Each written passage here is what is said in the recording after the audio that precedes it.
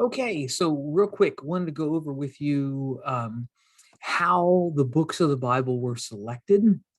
Let me just pull up my screen here and show you. So, with the books of the Bible, so the text started out as individuals who were writing letters. So, let's say, for example, the Apostle Paul, one of the key writers of the New Testament, he's writing a letter to a group of people, Christians, in a group or a city called Corinth, right? So, he's writing to deal with some problems that they may have.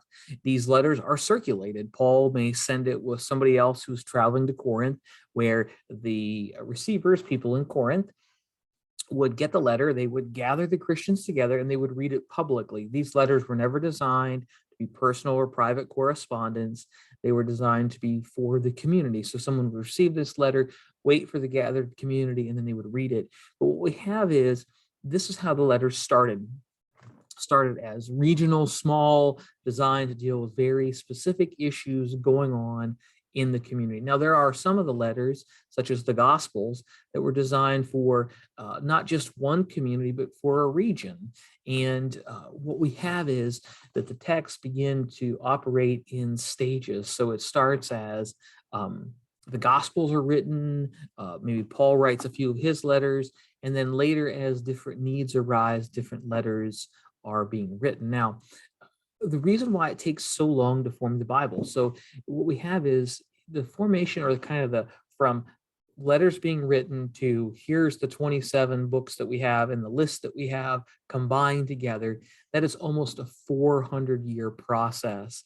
Why does it take so long? Well, number one, there are no printing presses, right? I mean, things take longer to communicate. Paul may write the letter to Corinth, but then it may take a month to get there. And by the time they read it, discuss it, dialogue it, and pass it on to somebody else, we could be 6 months into this process. Also, the idea is that from the early letters to the later letters, these Christians are working out their understanding of things, just like us, right? We may have an understanding of something as a freshman or a first year student, but by the time we come to a senior year of college, we have some different evolving ideas. And we also realize that not everything that Jesus said and not everything that was written by these Christians are recorded in these letters, right? There's a ton of stuff left out, and we're going to talk about how did they figure out why they're taking this letter to Corinth and not this letter to Laodicea. Why is one letter being accepted and not the other? So quickly, let's talk about this process. This is called the process of canonization. Now, if you look that word up, other people have used it to describe the process of a person becoming a saint. We're not talking about that. This is also not a Civil War battle, right, with the canon. Canonization is the process of taking a letter and then declaring it to be sacred, special, different, of God. And there were, what we find out as we read the earliest Christian writings, not in the New Testament, but around the New Testament, is we find out that there was a process, there were some things that they were using to vet or to understand how a book was considered sacred. Like this is a holy work. And the first thing has to do with the author. Who's the author of this letter? Now, in my example, I told you St. Paul was writing this letter to Corinth. So they had a rubric or a standard called apostolic authorship, meaning that this was connected to an apostle. Now, probably want to stop and define what an apostle is. An apostle, it literally means one who has been sent out. These are people who have walked and talked with Jesus and have been sent out by Jesus. So think of the most famous apostles, the 12, right? Think about Matthew, think about John, think about Peter, think about Andrew, right? Even Judas. These are apostles.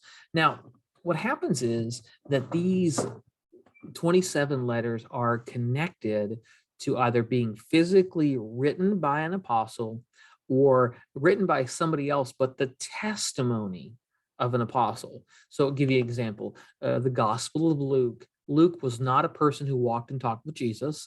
Luke was actually a traveling companion with Paul. Yet Luke is, in his gospel, he has done research and he's collected the story of Jesus's mother, Mary, and she is considered under that list of apostles. Now, there are a couple exceptions to this. The book of Hebrews is a letter, almost like a collection of sermons that will run into at the end of the New Testament, and we don't really know who the author is. The earliest time it was kind of put under the authorship of St. Paul, yet today we don't think that's the case at all. James and Jude are letters, although they're not considered technically apostles, they are half brothers with Jesus, so they are included because of that. The age of the apostles. So apostolic authorship is key, and that's why we'll talk about authorship in some of the letters of the New Testament. The second principle, outside of apostolic authorship, the second principle is the idea of what's called universality, meaning that this letter that was sent to Corinth had to be circulated somewhere else also. It couldn't just be a regional issue in Corinth. So the people in Corinth may read this letter, learn from its teachings, and then as Titus or Phoebe is leaving Corinth, they may send the letter on to Galatia. They may send it on to Ephesus. And if the Christians in Ephesus or the Christians in Galatia find this teaching important, helpful, helping them follow Jesus, then what we find out is that this is has a universal appeal. So it's being approved by the general amount of churches. So if it's written or connected to an apostle, and if it has a universal acceptance. The third thing, these letters had to have uniformity to them, having to share a similar message that's not contradictory. So let me give you an example. You can't have one gospel that talks about how Jesus is turning the other cheek and is loving the poor and caring for the hungry, and then another gospel that seems Jesus as a war-hungry, rich, arrogant abuser of the poor. You couldn't have that, right? So they only accepted letters that taught a uniform or a consistent message that matched the teachings of Jesus as they were heard. Apostolic authority, universality or general acceptance, and then this uniformity. The final thing is the trickiest piece, and it's what's called inspiration. And this is where, when people talk about the Bible being God's word, this is what they're talking about, inspiration. Now, this is hard to prove, right? I don't think you can prove this, but this is the idea. Are these 27 letters special in the way that they have been somehow inspired by God? Literally, have they been God breathed? Let's quickly talk about exactly what that might mean. There are a couple ways to think about it. There are some Christians who believe the New Testament, the letters of the New Testament, have been literally, like the author, for example, Paul, was literally hearing God's voice, whether it's by auditory voice or kind of in his heart, but that every word that he wrote is exactly what God wanted. This is called mechanical dictation or mechanical inspiration. The idea that every word literally is of God. There are no errors. Every historical detail is accurate. The numbers are completely accurate. And this idea of somehow that every letter and word is exactly what God wanted. Therefore, the Bible is without error. It's perfect. It's infallible, it's inerrant. These are words that you might hear different churches using. And this is traditionally in what we call maybe in a Southern Baptist church, or in maybe an Assemblies of God church, a Pentecostal church. These churches hold to a more of a mechanical dictation, inspirational view.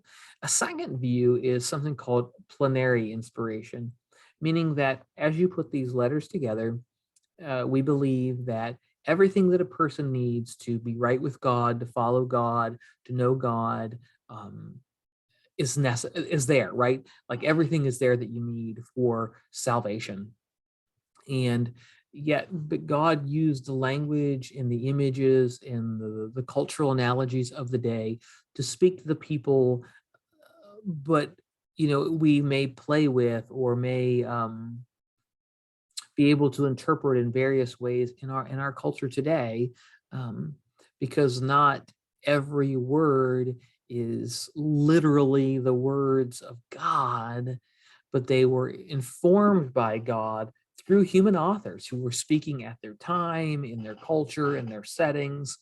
So for example, in 1 Timothy chapter 2, where the author says that women should learn in silence and submission and not speak, that a person under the plenary inspiration can say, that was really important and critical in that one community at that one time. But today we can look at that and look at the spirit of what they're trying to say. And what they're trying to say is that people who have not received education, who are uninformed, should stay silent and learn. But back in that first century moment, when women were not allowed to receive education, it was actually, it put women in a very bad light to have them speaking and preaching in this one community if they were denied education because they were ignorant, classically. This is one way to think about another form of inspiration, that God influenced and led the author, but not every letter is exactly what God said. Finally, there's an idea that the Bible is a unique text, and the Bible has been uniquely inspired, but people just don't know how it is. So you have mechanical, it's going to tell you exactly how it was done, plenary, which is kind of a middle ground, and then this idea of simply as a witness of like, I don't know how it works at all, but just somehow that God is being seen in this. So this is the process of canonization. So the process of looking at who the author is, if it's connected to an apostle. Did these letters have a universal appeal, genuinely accepted? Were they uniform in their standard, meaning that are they telling the same teachings and message? And then finally, are they God-breathed? So this is the process of what we call how the books of the Bible were selected. Now, if you're interested, there are plenty of books that were not accepted, and you can find them on a website. Actually, let me pull this up, and I will show you here. Where am I at? Let's see here. You want to look at early Christian writings. And if you're interested at all in the books of the books around the New Testament that weren't accepted, weren't considered sacred or valid as inspired by God, there are plenty of other texts that were written around the same time. So for example, the Gospel of Thomas, or something called the Didache. So on earlychristianwritings.com, you can find these works and you can read them, right? And you can read them and you can find out what's going on with them. And there's some really good stuff, some really interesting teachings, but the earliest Christians felt like this was not essential, and this is not what God doesn't mean it was bad, it just wasn't holy and divine. So hopefully this helps. And again, that's earlychristianwritings.com if you're interested in learning more about this. Okay.